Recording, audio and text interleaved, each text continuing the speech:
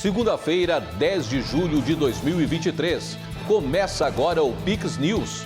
Veja os destaques dessa edição. Espuma tóxica volta a afetar municípios de São Paulo às margens do rio Tietê. Governo do estado diz que situação só deve acabar em 2026. Noroeste de Santa Catarina recebe caravana do governo e recursos são garantidos para a região. Com balanço energético negativo, a Argentina inaugura o trecho de gasoduto de xisto. Segunda etapa não tem previsão para começar. Threads, rival do Twitter, supera 100 milhões de usuários. Rede social bate recordes em 5 dias após o lançamento. Países amazônicos se unem para preservar a floresta. Reunião busca soluções em meio à crise climática mundial. Investigados na Operação Mensageiro, prefeito e vice de Tubarão renunciam ao cargo e eleição indireta deve ocorrer no município. E você vai ver ainda, com a chegada do frio, aumentam as doenças de inverno. Saiba a causa de como se prevenir dos famosos ites. Essas e outras notícias a partir de agora, no Pix News.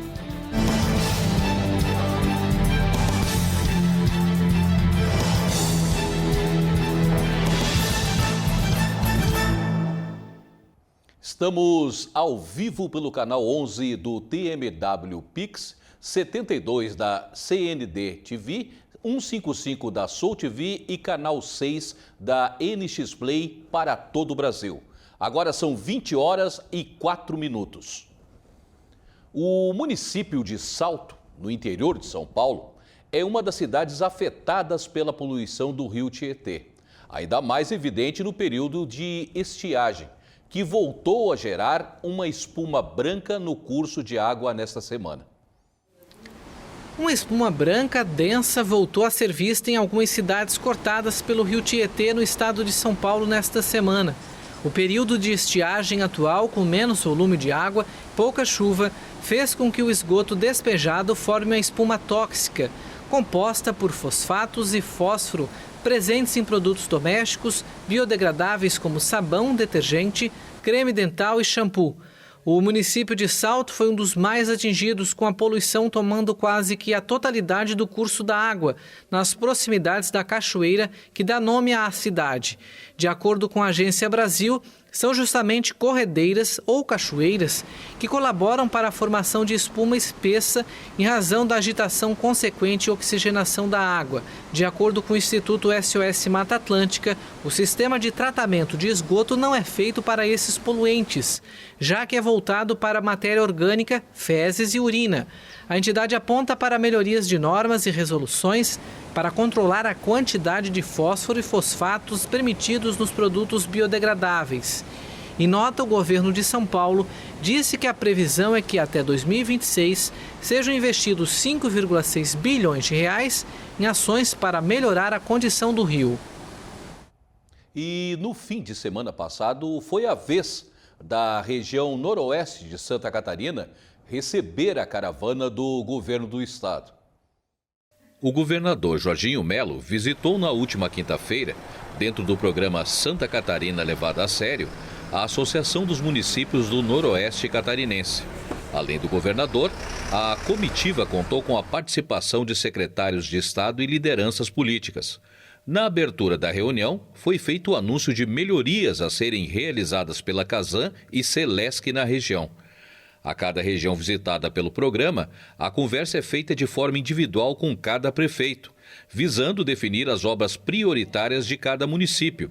Na oportunidade, o secretário de Estado de Administração Penal de Santa Catarina ressaltou a importância da Polícia Penal e também a entrega de viaturas para a instituição, caminhões e equipamentos de radiocomunicação. Estamos aqui com a parceria com o Poder Judiciário, Polícia Civil, Polícia Militar também, e o qual hoje temos equipamentos como alguns caminhões para as nossas oficinas laborais aqui da região norte. Então logo estaremos já fazendo a inauguração da nova penitenciária industrial de São Bento do Sul, e todos esses equipamentos vêm para bem acompanhar os trabalhos e trazer eficiência em nosso trabalho final. Essas entregas é aqui para a região norte, para a regional 8 da Polícia Penal do Estado de Santa Catarina.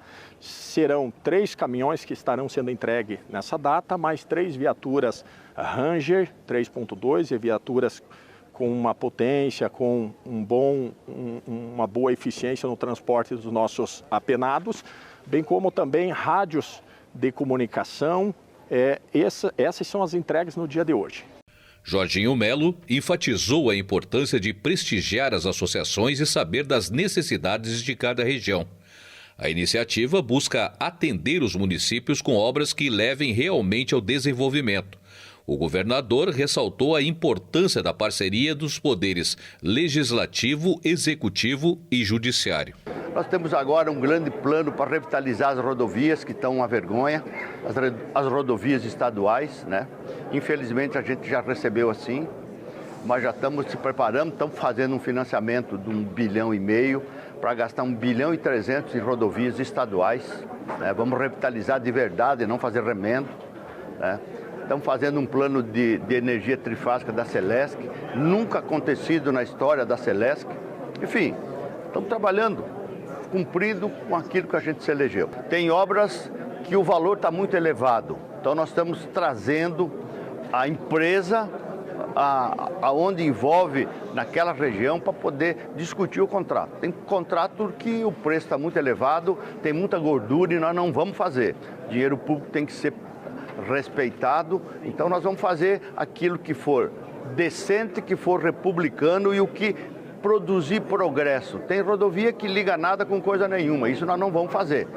Foi feito um festival de anúncios no governo passado, dado uma entradinha e o resto ficou para a viúva pagar. E nós não vamos fazer isso, nós vamos agir com responsabilidade. Então a gente tem conversado com todos os prefeitos, dizendo a gente sabe o mapa de Santa Catarina, qual as estradas que são verdadeiramente importantes, depois de revitalizar as que tem hoje, porque não dá para começar a fazer estrada nova se você não está cuidando nem das estradas existentes. Então tem que fazer uma equalização de tudo isso e nós estamos fazendo. Então a conversa tem sido muito boa com todos os prefeitos em cada região, né? E todo mundo sai satisfeito. Nessa parceria governo, ou executivo, ou legislativo, ou judiciário, ou Ministério Público, isso tem feito a diferença, né? O Brasil já foi um exemplo em termos de vacinação, mas nos últimos anos a procura pelos imunizantes diminuiu. Entre as causas para o declínio estão a desinformação e a falta de conhecimento sobre doenças que já estavam erradicadas, mas ameaçam voltar. O Brasil emergiu do terror da pandemia de Covid-19 graças a uma bem-sucedida campanha de vacinação em massa. Mais 2 anos depois, o país se depara com um paradoxo: as taxas de imunização. E não apenas para a Covid, despencaram, expondo milhões de pessoas a doenças que já haviam sido erradicadas. Médicos, governantes e até o Fundo das Nações Unidas para a Infância alertaram para o colapso das taxas de imunização no Brasil, onde a cobertura vacinal geral caiu de 95% em 2015 para 68% no ano passado, segundo dados oficiais. Especialistas dizem que a relutância em se vacinar é um problema crescente em todo o mundo, mas a situação é particularmente preocupante no Brasil. Um país que até recentemente era aclamado como líder em vacinação. Segundo especialistas, vários fatores causam a queda da imunização, como falta de acesso a atendimento médico e menor conscientização sobre os perigos de doenças que afetavam a população no passado. Um menino francês de 8 anos está estável em um hospital após cair em uma cratera de 100 metros de profundidade nas turísticas Ilhas de Galápagos. A família espera transferi-lo para fora do arquipélago para seguir com a recuperação da criança. O garoto francês que caiu em uma cratera de 100 metros de profundidade nas Ilhas Galápagos, que ficam localizadas no Oceano Pacífico e fazem parte do território equatoriano, está estável em um hospital do Equador. A informação foi confirmada neste domingo pela Embaixada Francesa em Quito. Na sexta-feira, um menino de 8 anos, identificado pela mídia local como Axel DeVos, teve de ser resgatado na parte alta da ilha de Santa Cruz, na localidade de Los Gemelos. O pai da criança contou que a operação envolveu bombeiros descendo com cordas e a ajuda de um brasileiro com um drone. A clavícula dele está quebrada, a omoplata também está quebrada. Dói, ele tem muitas pequenas lesões. Aqui na testa tem uma coisa que é um pouco feia, mas está melhorando.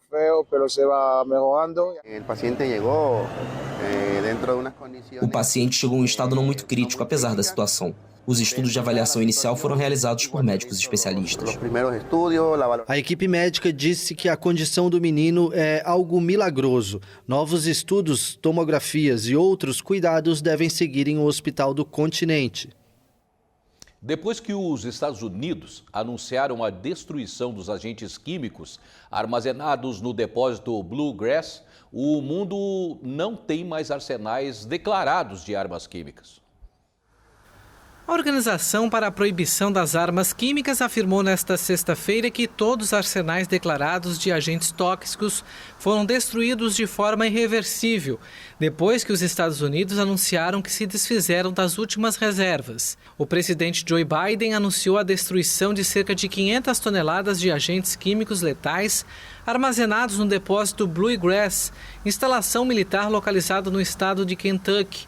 A ação conclui assim um processo iniciado em 1997, depois da assinatura de Convenção Global que busca erradicar esse tipo de armamento.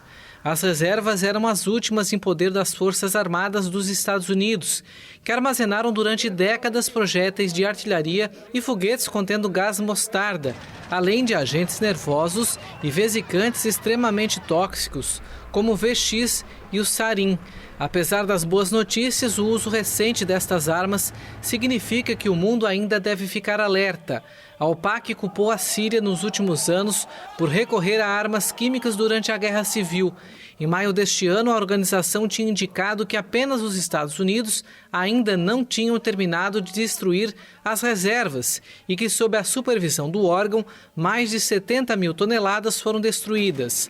Armas como essas foram amplamente condenadas depois de terem sido usadas como resultados terríveis na Primeira Guerra Mundial, mas muitos países as mantiveram e continuaram com a produção nos anos seguintes. A Convenção sobre Armas Químicas, que entrou em vigor em 1997, deu aos Estados Unidos até setembro deste ano para destruir toda a munição com agentes químicos. O Comando Central dos Estados Unidos no Oriente Médio anunciou neste domingo a morte de Osama al-Muhajir, chefe do grupo jihadista e do Estado Islâmico na Síria, em um ataque com drones. Um chefe do grupo jihadista Estado Islâmico da Síria foi morto em um ataque de drones dos Estados Unidos. A informação foi confirmada neste domingo pelo Comando Central Americano do Oriente Médio. Segundo o órgão, nenhum civil morreu no bombardeio, mas as forças de coalizão internacional liderada pelos próprios Estados Unidos registraram uma vítima. Chegamos ao local depois de ouvir uma explosão há cerca de meia hora. Estávamos nas proximidades. Encontramos um homem que havia sido atingido por 4 mísseis, que explodiram, e outro que não explodiu. Suspeitamos que tenha sido um ataque de drone. O corpo do homem foi dilacerado. Vale ressaltar que há 2 ou 3 dias havia aviões russos sobrevoando a região, junto com uma aeronave de reconhecimento dos Estados Unidos monitorando a área. Eles podiam estar rastreando nos últimos dias e hoje foi o ataque. Um comandante dos Estados Unidos disse que drones americanos envolvidos nas operações contra o IL na Síria foram atacados por aviões militares russos na quinta-feira, pela segunda vez em 24 horas. O Estado Islâmico se apoderou de vastos territórios na Síria e no Iraque, como consequência, entre outros, da Guerra da Síria, iniciada em 2011. O califado na Síria foi derrotado em 2019, mas a coalizão continua no país. E autoridades atualizaram o balanço de mortos pelas consequências das chuvas de monção na Índia. O Serviço Meteorológico Indiano prevê mais chuvas em grande parte do norte do país nos próximos dias. Autoridades afirmaram que o número de mortos em inundações e deslizamentos de terra provocados pelas monções no norte da Índia aumentou para 29. Equipes de resgate aguardam o fim das chuvas para enviar helicópteros na tentativa de socorrer 300 pessoas, entre elas turistas. O Serviço Meteorológico Indiano prevê mais chuvas em grande parte do norte do país nos próximos dias. De acordo com dados oficiais, a quantidade de chuva causada pela monção na Índia na primeira semana de julho é 2% superior à média. A monção, que vai de junho a setembro, é responsável por 70% a 80% da precipitação anual do Sudeste Asiático. Nos últimos anos, os deslizamentos de terra e as inundações causadas por esse fenômeno aumentaram. E você vai ver a seguir. Com balanço energético negativo, a Argentina inaugura trecho de gasoduto de xisto. Países firmam apoio para preservar a Amazônia. Prefeito e vice de Tubarão renunciam ao cargo. Eles são réus na Operação Mensageiro.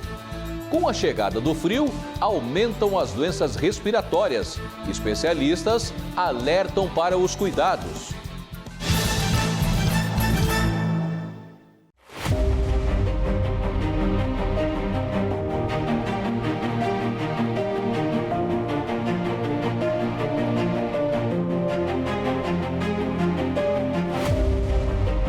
Somos emoção e razão. Somos humanos e tecnológicos. Nós somos apaixonados pelo que fazemos. Esta é a nossa vocação. Hospital Veterinário Vital. Unidade Laguna, Unidade Imbituba, Garopaba. Vem aí o maior festival de rock da região. Dia 15 de julho, a partir das 13 horas. O primeiro D20 Rock Festival. Serão mais de 25 artistas, músicos, bandas, flash tattoo, além daquele chopp de qualidade, eleito o melhor de Santa Catarina. Te esperamos para um dia de muito rock, aqui na sua Casa do Rock de Garopaba. Estamos de volta. Agora são 20 horas e 19 minutos. O presidente Alberto Fernandes e a vice Cristina Kirchner inauguraram um trecho de um importante gasoduto de xisto. A obra durou 9 meses, menos do que o previsto.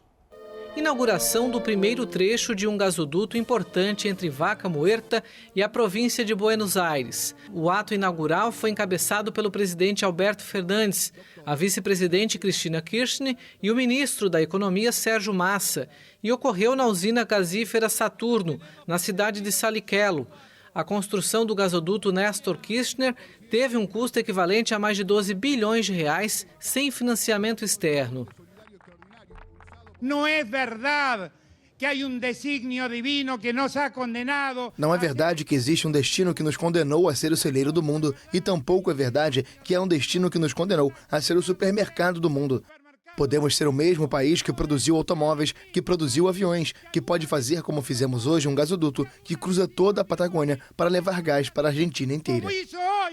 Um gasoduto que cruza toda a Patagônia para levar gás a toda a Argentina. A construção do primeiro trecho da obra demorou apenas 9 meses, menos do que o previsto. O balanço comercial energético da Argentina em 2022 apresentou um saldo negativo de mais de 32 bilhões de reais. Um terço do gás é destinado ao consumo residencial, enquanto as outras duas partes são utilizadas pela indústria e pelas centrais elétricas. O segundo trecho do gasoduto ainda não foi licitado e vai medir 477 quilômetros, até a localidade de San Jerônimo, na província de Santa Fé. Os 8 países da Organização do Tratado de Cooperação Amazônico decidiram neste sábado em Letícia, na Colômbia, promover medidas urgentes para preservar a maior floresta tropical do mundo. O presidente Luiz Inácio Lula da Silva representou o Brasil na reunião dos 8 países que compõem a Organização do Tratado de Cooperação Amazônica, em Letícia, na Colômbia. Também participaram da viagem a primeira-dama Janja, a primeira-ministra dos Povos Indígenas, Sônia Guajajara, e a ministra do Meio Ambiente e da Mudança do Clima, Marina Silva. O grupo foi recebido pelo presidente colombiano Gustavo Petro. Os delegados da Ótica concordaram com a necessidade de evitar um caminho sem volta em termos de degradação da Amazônia, afetada pelo desmatamento, pela exploração de minerais e petróleo e pela extensão das fronteiras agrícolas e pecuárias. Mas as decisões políticas serão insuficientes se não houver apoio financeiro para preservar a floresta amazônica, que abriga 10% de todas as espécies de flora e fauna e possui a maior reserva de água doce do planeta. Vamos ter de exigir juntos que os países ricos cumpram os seus compromissos, incluindo a promessa feita em Copenhague em 2009 de 100 bilhões de dólares por ano para a ação climática.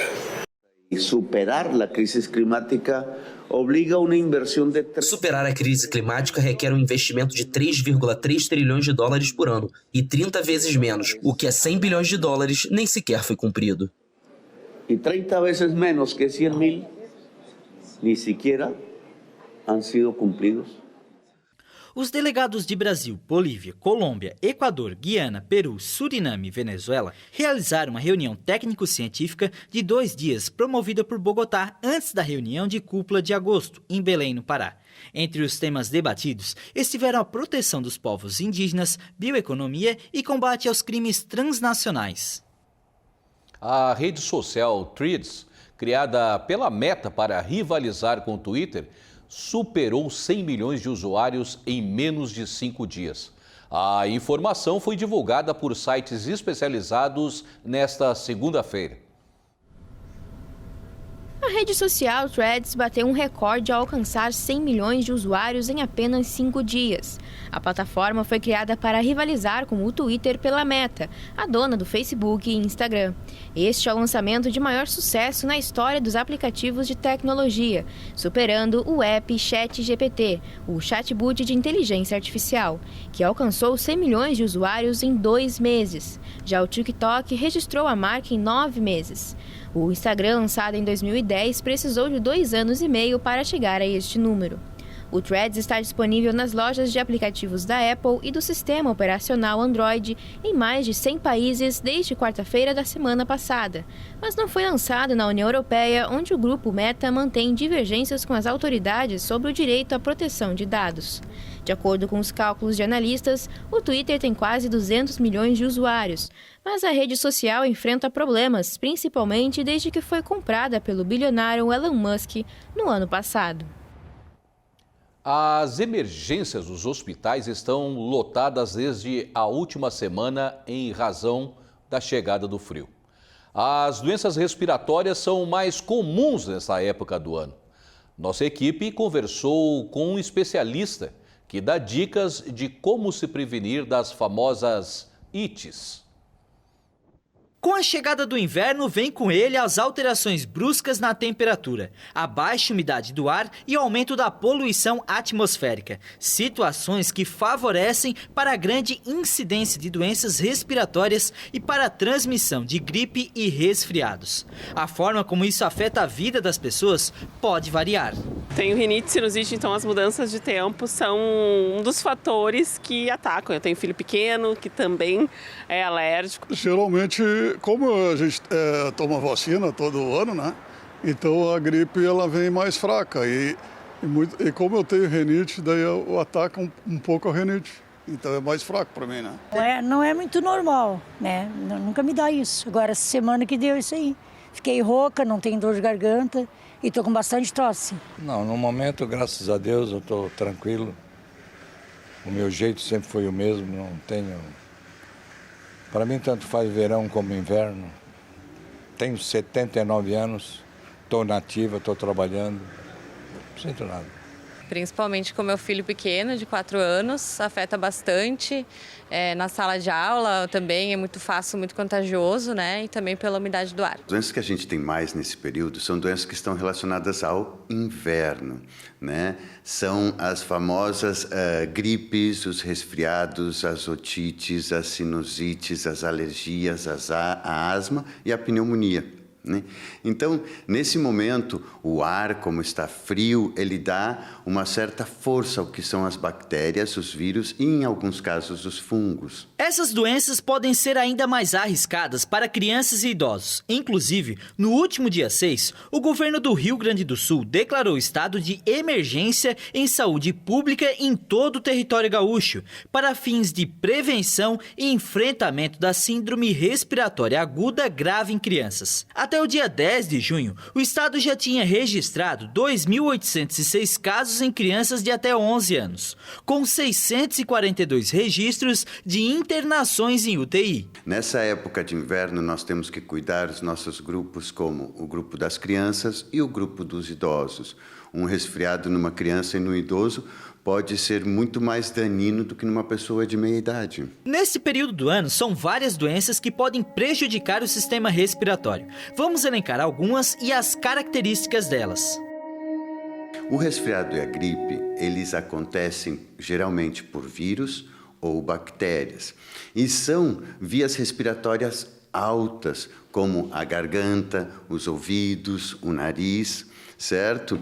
E podem provocar também febre, podem provocar, por que não, dor no corpo, podem sim, porém a febre ela não vai ser tão alta como em outras patologias.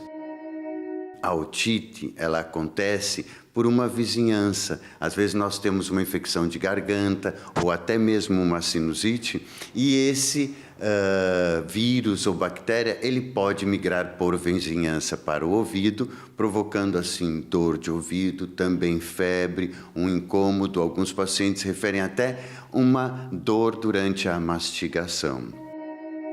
As rinites são alergias. Então, é uma inflamação da mucosa do nariz, da qual vai provocar muito espirro, da qual vai provocar uma coriza, e geralmente os motivos são poeira, tudo que possa nos causar alergias. É a inflamação dos seios da face que estão em volta da região do nariz, provocando uma congestão nasal e, por uma compressão, também vão provocar cefaleias. A pneumonia, ela pode ser também uma infecção por vírus ou bactérias, em alguns casos fungos, mas não são frequentes. Nos casos das bactérias e dos vírus, eles vão provocar, sim, dores no corpo, febre mais alta do que nós vimos nos resfriados e nas gripes, uma prostração maior, inclusive com falta de ar, ou seja, um cansaço para respirar, para caminhar, e um cansaço para a própria respiração, ou seja, uma respiração muito cansada. Então, a asma ela também vem de um processo alérgico, onde vai provocar um fechamento dos brônquios, por isso que a gente escuta aquele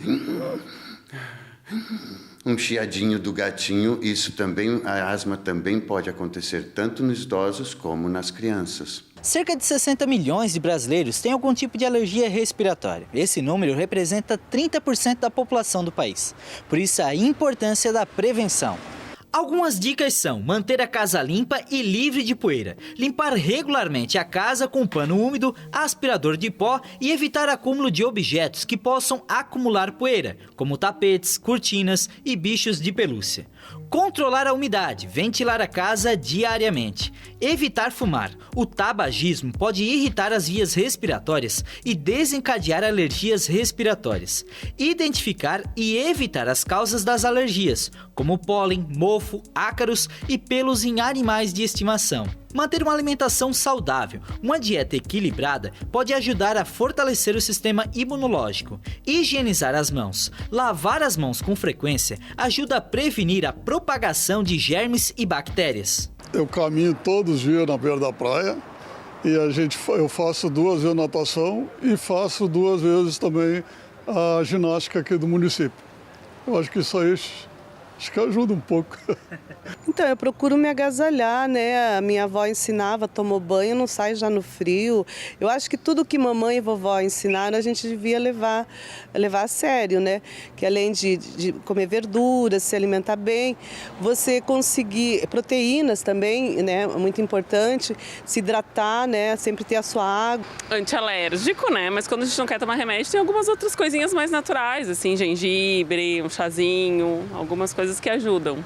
Tentar cuidar sempre com sereno, com a umidade do quarto dele, esse tipo de coisa, assim. Boa parte dessas doenças infecciosas entram por meio da boca e do nariz, sendo propagadas pelo ar que respiramos. Por isso é importante estar atento ao ambiente que estiver e ao tipo de roupa para estar na época do ano. Temos que nos abrigar, temos que manter nosso corpo aquecido. Como deve ser o ambiente que nós estamos e a nossa família?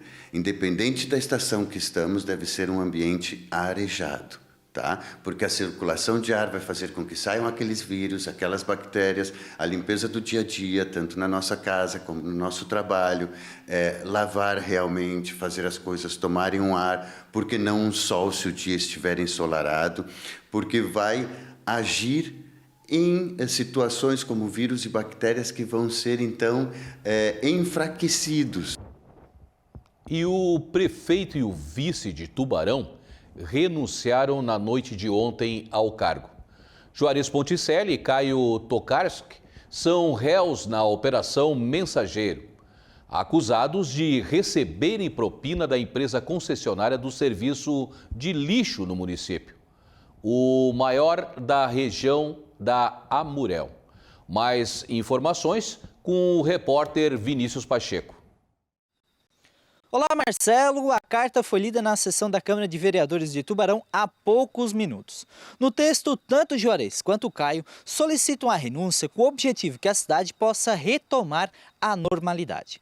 Os dois são réus na Operação Mensageiro e foram presos em 14 de fevereiro. Juarez ganhou direito à liberdade no último dia 29, com o uso de tornozeleira eletrônica e outras restrições. O pedido de liberdade provisória do Caio foi negado. A operação apura esquema criminoso de fraude em licitação, corrupção ativa e passiva, organização criminosa e lavagem de dinheiro no setor de coleta e destinação de lixo. O atual prefeito interino da Cidade Azul é Gelson Bento, que no momento da prisão era o presidente da Câmara. Com as renúncias, Tubarão deve passar por eleição indireta. O atual presidente da Câmara, Jairo Cascais, informou na sessão de hoje que ainda vai se reunir com a mesa diretora e definir o regramento de como será a realização dessa eleição. Ele não deu nenhuma data definida ainda. O que se sabe é que qualquer pessoa filiada a um partido político pode formar uma chapa e concorrer aos cargos de prefeito e vice para o mandato que termina no fim de 2024. A escolha será feita pela maioria dos 15 vereadores tubaronenses. Volto contigo no estúdio, Marcelo. Obrigado, Vinícius. E o Pix News de hoje fica por aqui. Lembrando que você pode rever essa edição daqui a pouco no nosso canal no YouTube. É só procurar Pix TV HD. Mais notícias em nosso site pixtv.com.br. Obrigado pela companhia, uma boa noite e até amanhã.